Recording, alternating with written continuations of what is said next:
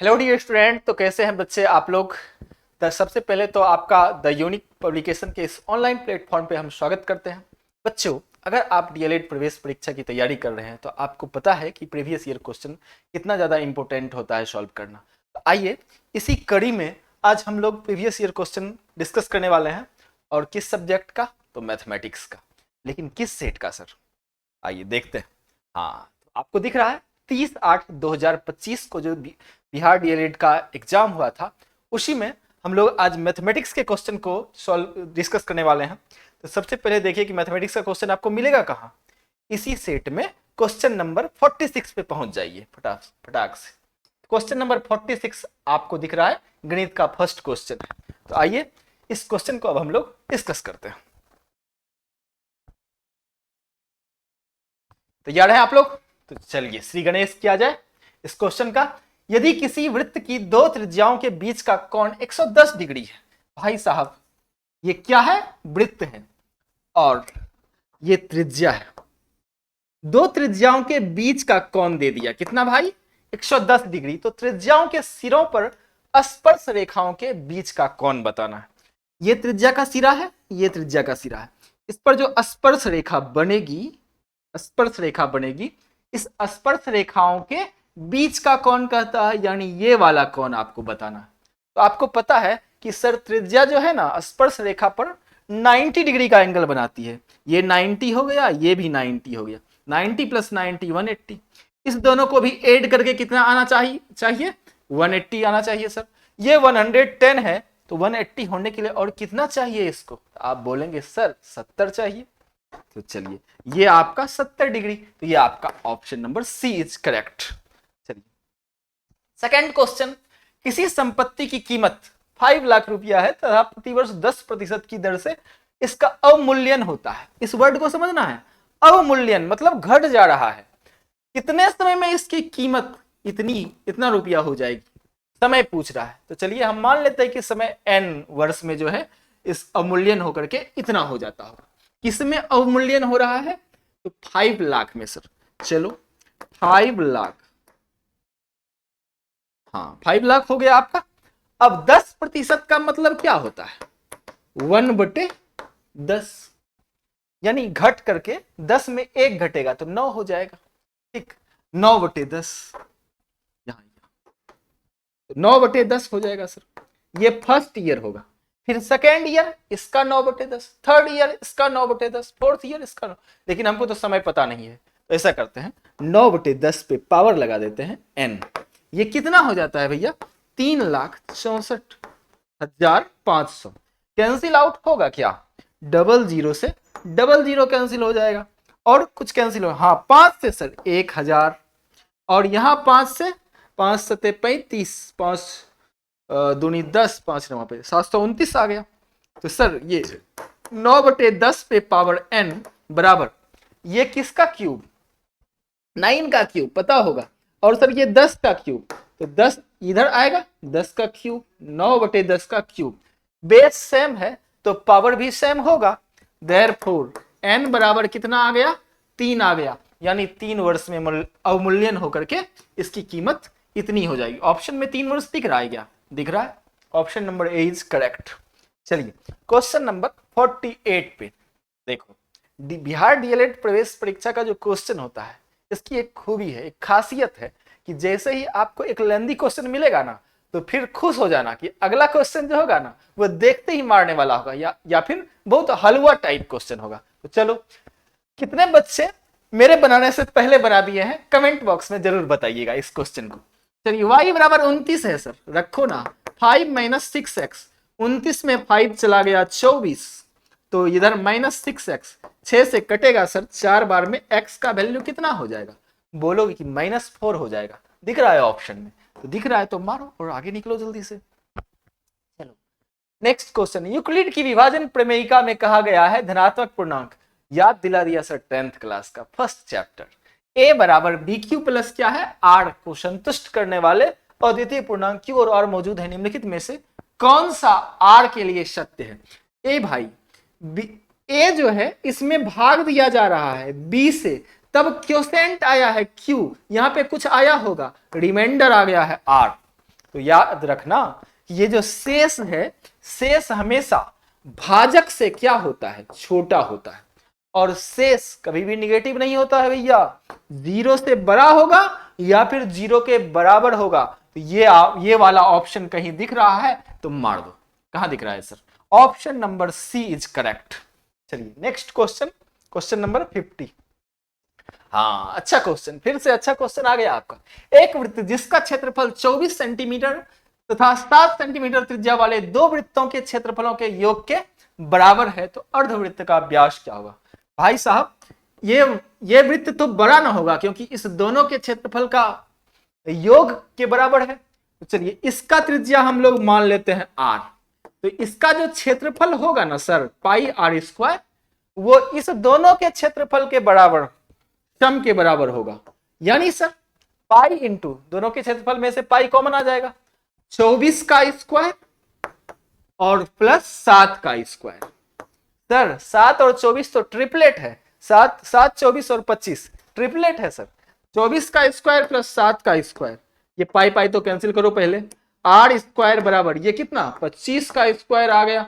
Sir square square हटाइए, are का value 25 लिखिए, और जब त्रिज्या आ गया 25 तो फिर वृत्त का व्यास पूछे या अर्धवृत्त का व्यास पूछे, बात बराबर है भाई। ये नहीं कि अर्धवृत्त के व्यास में हम वृत्त का व्यास का आधा कर देंगे, नहीं नहीं ऐसा मत करना भैया। अर्धवृत्त का व्यास पूछे या वृत्त का व्यास पूछे तो सीधा त्रिज्या को 2 गुना करो, 25 गुना 2 बराबर कितना हो जाएगा?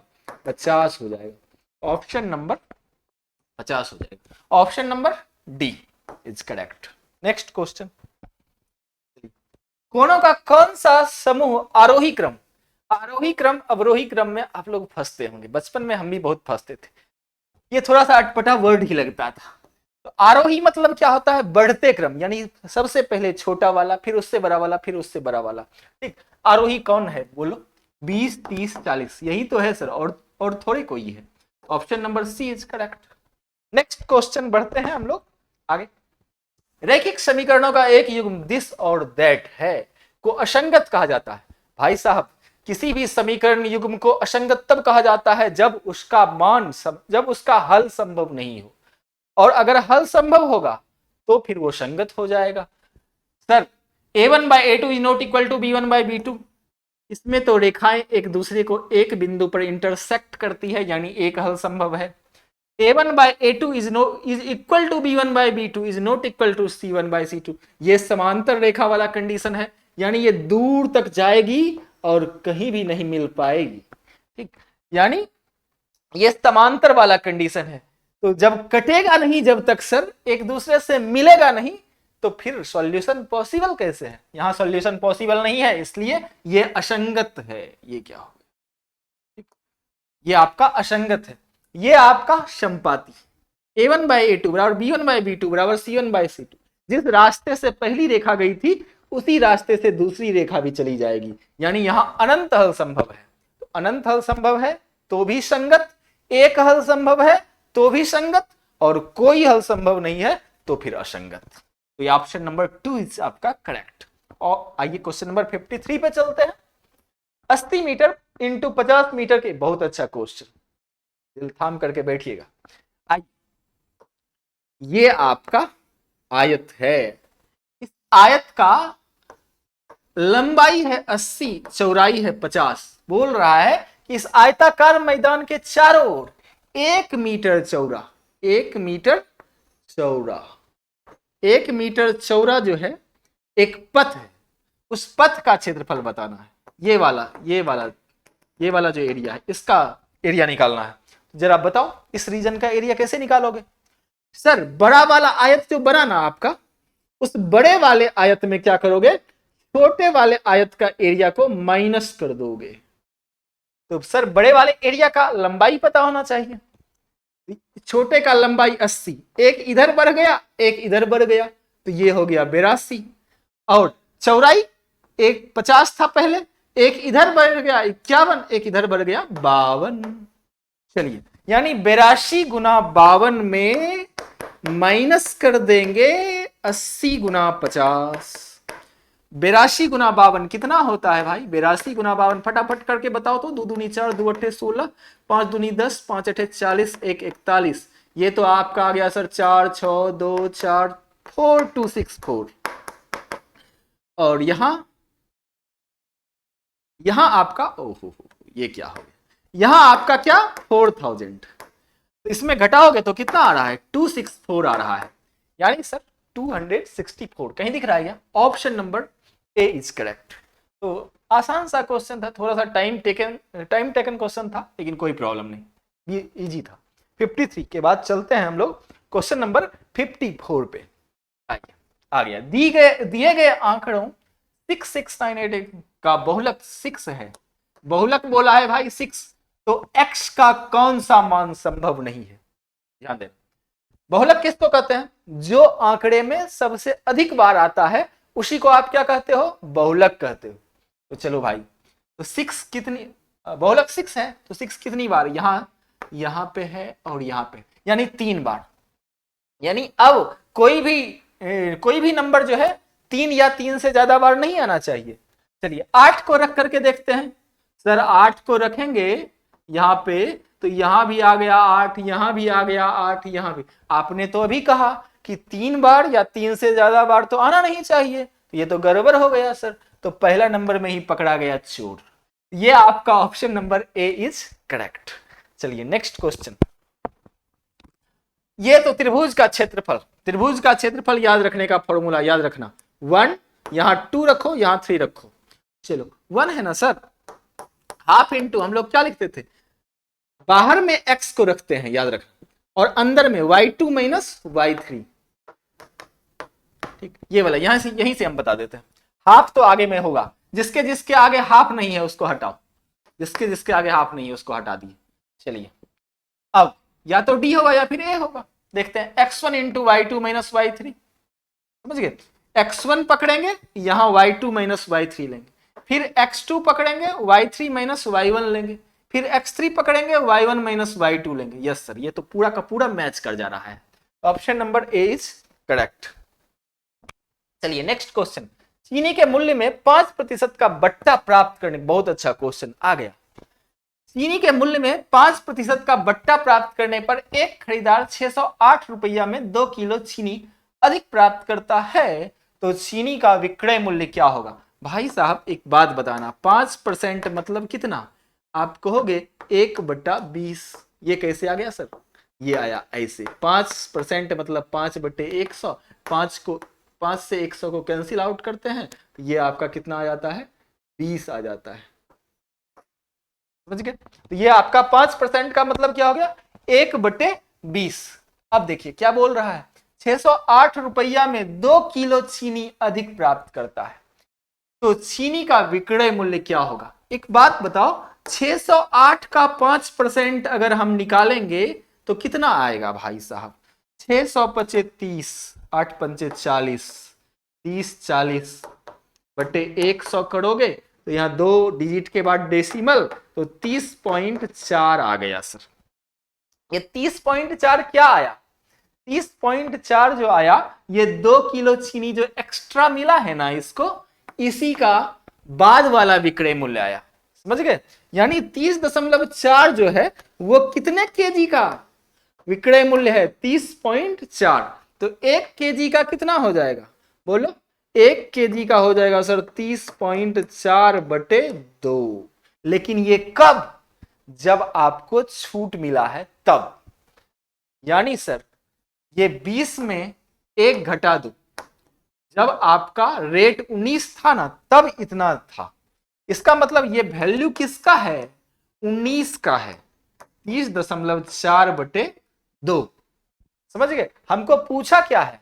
चीनी का विक्रय मूल्य होगा, यानी पहले था कितना? 20 था, 20 में से 1 घटा तब ना 19 हुआ है। 19 का वैल्यू मिल गया है हमको, अब 20 का वैल्यू निकालना है तो पहले 1 का निकाल लो, 30.4 बटे 2 गुना 19 हो जाएगा। अब 20 का निकालना है तो इसी को 20 से मल्टीप्लाई कर दो। चलो अब यहां कुछ होगा, कुछ कुछ करो, पॉइंट हटाओ और ये 0 कटाओ, और 2 से 2 कटा दो, 19 से कटेगा क्या, 19 से एक बार में 19 और यहाँ बच गया 11, 4 तो 19 छके 14 से 16 रुपया, 16 रुपया प्रति किलो दिख रहा है क्या? Option number C is correct.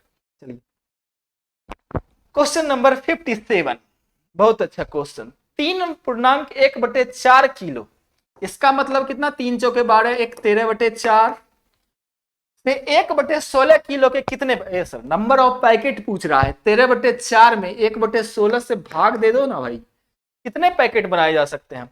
4 चौके 16, 4 ऊपर जाकर के गुना हो जाएगा, 13 गुना 4 बराबर कितना आ गया बोलो, 52 आ गया। तो ये आपका option number A is correct. तो बड़ा सिंपल सिंपल क्वेश्चन है, अच्छे से समझो भाई, आगे बढ़ते हैं। चलिए अब एक वृत्त का क्षेत्रफल जो 10 सेंटीमीटर भुजा वाले वर्ग में अंतर्निहित किया जा सकता है। भाई साहब 10 सेंटीमीटर भुजा वाला वर्ग बना लो, ये आपका 10 सेंटीमीटर भुजा वाला वर्ग है और इसमें वृत्त अंतर्निहित है, वृत्त ऐसे ही अंतर्निहित होगा सर, ठीक। तो जरा बता दो ये इसका क्या हो जाएगा, व्यास हो जाएगा। तो व्यास किसके बराबर, 10 के बराबर। तो त्रिज्या किसके बराबर, 5 के बराबर बोलोगे, यही ना। तो इसका क्षेत्रफल, इस वृत्त का क्षेत्रफल बताना है। तो सर वृत्त का क्षेत्रफल होता है पाई आर स्क्वायर। आर कितना है भाई, 5, तो 5 का स्क्वायर, जल्दी से 25 पाई लिखेंगे। तो 5 का स्क्वायर 25 पाई, कहीं दिख रहा है क्या? Option number D is correct. चलो नेक्स्ट क्वेश्चन, त्रिज्या आर के साथ एक वृत्त का क्षेत्रफल बताओ भाई। ये क्वेश्चन भी अगर छोड़ करके आओगे तो फिर मम्मी जो है बेलन से कूटेगी तुमको। आर के साथ एक वृत्त, आर त्रिज्या दी हुई है, आर क्षेत्रफल निकालना है, पाई आर स्क्वायर मारो, निकलो ना भाई, लेट क्या कर रहे हो। नेक्स्ट क्वेश्चन, हाँ ये क्वेश्चन दमदार क्वेश्चन आ गया। बहुलक, वर्गीकृत आंकड़ा का बहुलक। अवर्गीकृत आंकड़ा था तो बहुलक हम बता दिए कि जो सबसे अधिक बार आंकड़े में आएगा उसको बहुलक बोल देंगे, लेकिन वर्गीकृत आंकड़ा का बहुलक, वर्गीकृत आंकड़ा का बहुलक के लिए आपका फॉर्मूला आ जाता है भाई साहब मोड। मोड बहुलक का इंग्लिश क्या होता है भाई, मोड। मोड बराबर हो जाता है L प्लस, याद रखना, F1 minus F naught by 2F1 minus F naught minus F2 गुना H, ये होता है भाई साहब। चलो अब इस पे रख, अब ये L क्या है, F1 क्या है, F नोट क्या है, H क्या है, ये सब समझाते हैं। सबसे पहला काम अच्छे से समझना, इसको हम बिल्कुल स्थिर होकर के बता रहे हैं, ठीक, बिल्कुल पेशेंस रखना भाई आप भी। चलो मॉडल क्लास, सबसे पहला काम होता है इसमें मॉडल क्लास चुनना। मॉडल क्लास का क्या होता है सर, जिस क्लास की आवृत्ति सबसे अधिक होगी उसको बोलेंगे मॉडल क्लास। तो किसकी आवृत्ति अधिक है, ये सर 25 वाली सबसे अधिक है, तो ये आपका मॉडल क्लास हो गया। ये आपका कौन सा क्लास, मॉडल क्लास। अब ध्यान देना, मॉडल क्लास में जो आपका निचली सीमा होती है, ठीक, लोअर लिमिट जो होता है उसको बोलते हैं L, उसको क्या बोलते हैं L 22, समझ गए, प्लस और इसके आवृत्ति को F1, इसके जस्ट पहले वाले क्लास की आवृत्ति को F नोट और इसके जस्ट आगे वाले क्लास की आवृत्ति को क्या बोलते हैं F2। चलो रख दो फटाफट, F1 कितना भाई 25 माइनस F नोट कितना 16/2, F1 25 minus F note 16 minus F2 कितना भाई मेरे 19 गुना, बोल लो H कितना है, H क्या होता है सर, ये तो बताया ही नहीं आपने। H जो होता है इस क्लास का लेंथ होता है। तो कितने का लेंथ है, 26 में 22 घटा दो, 4 का लेंथ है सर। अब कर लो, अब इसको सॉल्व करना है, जल्दी से सॉल्व कर लो भाई। 22 प्लस 25 में 16 गया कितना होता है, 9 हो जाता है सर, 9 बट्टे 25 दूनी 50 और 19 16 25, 50 में 25 चला गया, 25 आ गया गुना 4 आ गया, समझ गए। 22 प्लस 9 चौके 36/25, 22 प्लस 25 आपका आ गया। ये आपका सॉल्व करोगे, ये आपका आ जाएगा लगभग ये सॉल्व कर लेना अच्छे से, ये 24.1 4 आ जाएगा। Option number C is correct. ठीक, बाद में देख लेना आप लोग। नेक्स्ट क्वेश्चन, आगे बढ़ते हैं हम लोग। द्विघात समीकरण दिस के मूल, लीजिए ये द्विघात समीकरण दिया हुआ है, इसका मूल निकालना है। बड़ा सिंपल काम है sir. 6 square minus x minus 2 बराबर 0, इसका मूल निकालना है ना, तो इसको फैक्टराइज करो, इस मिडिल टर्म को स्प्लिट करते हैं। तो सर 6 दूनी 12, इसको लिखो -4x प्लस 3x माइनस 2 बराबर 0। इस दोनों में कुछ कॉमन आ रहा है क्या सर? 2x कॉमन आ जाएगा। यहां कितना हो जाएगा? 3x minus 2 plus 3x minus 2 बराबर 0। ये आपका 3x माइनस 2 इंटू 2x प्लस 1 इज इक्वल टू कितना सर? 0। x का वैल्यू यहां से आ गया आपका कितना? एक बार इसको 0 के बराबर करोगे तो 2/3 आ जाएगा, एक बार इसको 0 के बराबर करोगे तो -1/2 आ जाएगा। 2/3 और -1/2।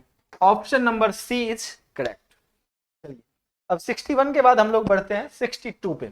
प्राथमिक कक्षा की एक शिक्षिका अपने विद्यार्थियों में गणित, देखिए विद्यार्थियों में गणितीय तर्कना विवेचन के कौशल के विकास पर ध्यान केंद्रित कर रही है। निम्नलिखित में से कौन से कार्य उसकी सबसे उपयुक्त तरीके से सहायता कर सकते हैं? प्राइमरी स्कूल की मैम है, ठीक। अब प्राइमरी स्कूल के बच्चे के पास गई है, क्या क्या करेगी मैथमेटिक्स सिखाने के लिए? देखो, अपनी कक्षा में गणितीय क्रियाओं और पहेलियों का उपयोग करना। हाँ, छोटा बच्चा है, उसको तो खेल खेल में जितना सिखाए उतना अच्छा है। ये तो सही हमको लग रहा है। फिर आगे देख लेते हैं। अभ्यास के लिए दिए गए एक सूत्र पर आधारित बहुत सारे प्रश्न देना। बाप रे बाप, छोटा बच्चा को बहुत सारा प्रश्न दे देगा तो फिर बच्चा फिर बोर हो जाएगा, मजा नहीं आएगा। तो नियमित कक्षा परीक्षाओं का आयोजन करना। ना ना ना, बच्चा को अभी तुरंत परीक्षा का कैसे आयोजन करवा देंगे? ब्लैक बोर्ड पर पाठ्य पुस्तक के प्रश्नों को हल करना। नहीं, प्रश्नों को हल करने से कोई बात नहीं बनने वाली है। छोटा बच्चा है, उसको जितना ज्यादा खेल खेल में समझाया जाए उतना अच्छा है। तो मैडम को हम बोलेंगे कि मैडम आप प्राइमरी स्कूल के बच्चे को खेल खेल में सिखाइए। चलिए नेक्स्ट क्वेश्चन। यदि बिंदु P, B और C संरेख है, अब ध्यान देना, यहां संरेख के लिए एक कंडीशन, संरेख है ना भाई, यहां P है, यहां B है आपका, यहां आपका C है। संरेख के लिए एक अच्छा तरीका हम बताते हैं।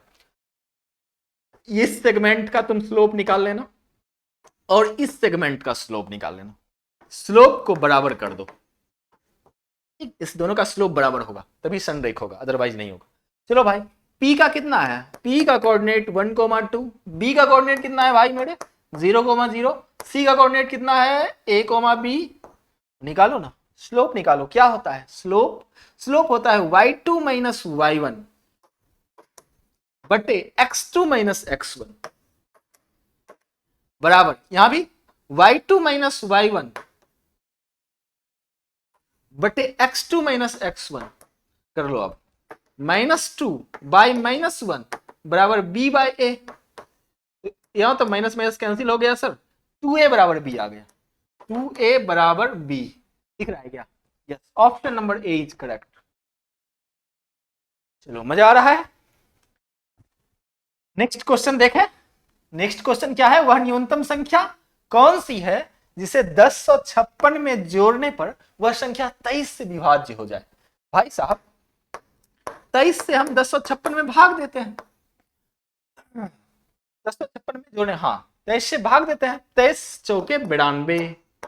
ये कितना हो जाएगा? 5 में 2 गया 3, 10 में 9 गया 1, 36, 136 आ गया। ठीक, अब ये कितनी? 23 25 115, 6 बार में लगाएंगे तो 6 तिया 18, 6 दूनी 12 1 13। ओह सर, 6 के जगह पे अगर यहाँ काश 8 हो जाता तो 8 हो जाता तो आराम से हम लोग विभाजित कर लेते, लेकिन यहाँ है कितना? 6। तो इस 6 को 8 बनाने के लिए आप क्या कर सकते हैं सर? 2 जोड़ सकते हैं।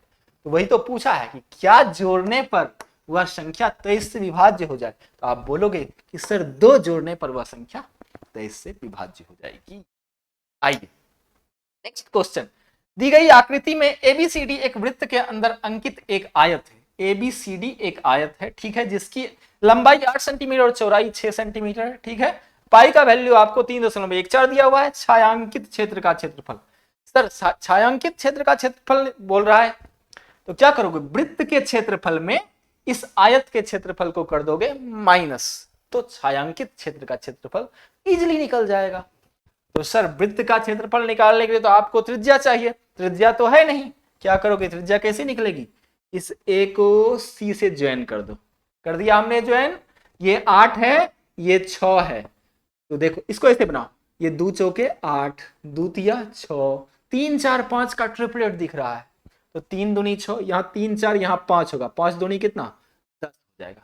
यानी हमको इस आयत का विकर्ण पता चल गया, और ये क्या होगा, ये तो व्यास होगा सर, ये तो व्यास होगा इस वृत्त का 10, तो त्रिज्या यहां से पता चल गया, व्यास की आधी होती है, त्रिज्या क्या होती है बोलो, व्यास की आधी होती है, तो 10/2 कितना बोलो भाई 5, तो वृत्त की त्रिज्या आ गई, और आयत का लंबाई चौड़ाई पहले से पता है, तो वृत्त के क्षेत्रफल में पाई आर स्क्वायर में घटाओगे कितना, एल गुना बी माइनस एल गुना बी, घटा दो, तो पाई का वैल्यू बोला है 3.14 लेने के लिए, 3.14, 5 का स्क्वायर कितना होता है 25 होता है, एल गुना बी सर, एल है आपका 8, बी है 6, 8 गुना 6, इसको जल्दी जल्दी कर लो, 25 चौके 100, 25 चौके 100, 25 एकम 25, 10 35 का 5, बाकी 3, 25 या 75, 3 कितना 78, 2 पॉइंट के बाद यहां माइनस 48 हो जाएगा, इसको माइनस कर लो तो कितना 5, 8 में 8 गया 0, 7 में 4 गया 30.5 आना चाहिए, yes, option number B is correct. Next question क्या है भैया, के किस मान के लिए समीकरण दिस तथा दिस समपाती होंगे, अभी हमने बताया है समपाती कब होता है, जब a1/a2 बराबर b1/b2 बराबर c1/c2 हो, a1 है 1, a2 है 2 बराबर b1 है 2, b2 है k बराबर c1/c2 7/14 हो जाएगा। चलो भाई ये तो यही इसी को सॉल्व करने से हो जाएगा सर, k इंटू 1 k 2 2 जा 4, k का वैल्यू कितना आ गया सर 4, मारो option number A is correct. Next question बढ़ते हैं, 67, बिंदु 3 4 और -3,2 दोनों अवस्थित है, ठीक, 3,4 बच्चों ने कहा, बच्चे लोग कह रहे होंगे कि सर थोड़ा सा सांस भी लेने दीजिए, लगातार क्वेश्चन पे क्वेश्चन करवाते जा रहे हैं, बिल्कुल इजी क्वेश्चन आ गया भैया, इसको करने में कोई प्रॉब्लम नहीं होगी आपको, ठीक, इसलिए परेशान बिल्कुल नहीं होने का, एकदम चिल्ड मूड में रहने का, ठीक, टेंशन लेने का नहीं टेंशन देने का। बिंदु 3,4 और -3,2 दोनों अवस्थित है किस क्वाड्रांट में, एकदम हंसते खेलते बना दो इसको, सर पॉजिटिव, दोनों पॉजिटिव फर्स्ट क्वाड्रांट, एक निगेटिव दूसरा पॉजिटिव, इसमें सेकंड क्वाड्रांट, तो ये तो सर एक पॉइंट आपका फर्स्ट क्वाड्रांट में है, दूसरा पॉइंट आपका सेकंड क्वाड्रांट में, अच्छा एक्स अक्ष वाई अक्ष के अलोंग पूछा है कि दोनों अवस्थित है, एक्स अक्ष पर अवस्थित है बिल्कुल नहीं, वाई अक्ष पर अवस्थित है बिल्कुल नहीं, एक्स अक्ष के एक ओर स्थित है, यस एक्स अक्ष के एक ओर, एक्स अक्ष के दोनों ओर स्थित है ना सर, एक्स अक्ष के एक ही ओर है, एक ही ओर, नीचे नहीं, नीचे नहीं। नेक्स्ट क्वेश्चन बढ़िए, 68, यदि एक वर्ग की परिधि एक वृत्त की परिधि के बराबर है तो उनके क्षेत्रफल का अनुपात, वर्ग की परिधि परिमाप क्या होता है 4 इंटू ए, वृत्त की परिधि के बराबर है 2 पाई आर के बराबर है, तो उनके क्षेत्रफलों का अनुपात क्या होगा, यहां से पहले रिलेशन निकाल लेते हैं, 2 2 जा 4, 2 2 जा 4, तो a बटे आर बराबर आपका आ गया कितना भाई मेरे π/2, हमको निकालना है क्षेत्रफल का अनुपात, वर्ग का क्षेत्रफल होता है a स्क्वायर और वृत्त का क्षेत्रफल होता है πr², तो चलो 1/π इंटू इसको a/r का स्क्वायर लिखोगे क्या भैया, a/r कितना है π/2 है, ये कितना है π/2, 1/π इंटू π/2 का स्क्वायर, तो जरा बोलो ये क्या हो गया, इधर बढ़ते हैं, तो ये आपका 1/π इंटू पाई स्क्वायर बटे कितना 4, पाई से पाई कैंसिल हो जाएगा, ये आपका कितना आ गया बोलो π/4, π/4 कहीं दिख रहा है, π/4 ऑप्शन नंबर बी आपका। नेक्स्ट क्वेश्चन चलिए, दिए गए चित्र में एंगल एबीसी हाँ, यहाँ थोड़ा सा इसको करेक्ट कर लेना भाई, ये एंगल एबीसी नहीं है, बीएसी पूछा है, एंगल बीएसी, ठीक, बीएसी साफ साफ दिख रहा है सर, बीएसी क्या है, राइट एंगल है, option number A is correct. Next question, sir cos theta बराबर 3/4, तो 9 tan स्क्वायर थीटा प्लस 9 बराबर क्या, यहां 9 कॉमन आएगा क्या, यस, और यहां tan square theta plus 1, 1 plus tan square theta क्या होता है, सेक स्क्वायर थीटा होता है, 9 इंटू सेक स्क्वायर थीटा, जरा बोलो sec theta, sir cos theta 3/4, तो सेक थीटा कितना भाई मेरे 4/3, cos सेक का उल्टा होता है, तो 4/3, तो 9 इंटू सेक थीटा का स्क्वायर ना भाई, 4/3 का स्क्वायर करो ना, 4/3 का स्क्वायर 9 गुना 16/9, 9 9 कैंसिल हो जाएगा, ये आपका कितना आ गया 16 आ गया, ये आपका 16 दिख रहा है, option number B is correct. हाँ, यही था आपका लास्ट क्वेश्चन इस सेट का। तो ये सेट काफी इजी था, 2-3 क्वेश्चन काफी अच्छे थे जो कि आपको समझ में भी आया हो, अगर नहीं समझ में आता है तो आप कमेंट बॉक्स में जरूर बताएं, ठीक, और जब आप बताएंगे तो हम उसके लिए अलग से भी आपको वीडियो बनाने के लिए तैयार हैं। तो प्लीज़ अगर आपको ये वीडियो अच्छा लगता है आप अपने दोस्तों के साथ शेयर जरूर करें, अगर आपने अभी तक इस चैनल को सब्सक्राइब नहीं किया है तो उसको सब्सक्राइब भी जरूर कर लें। धन्यवाद, फिर मिलेंगे नेक्स्ट वीडियो।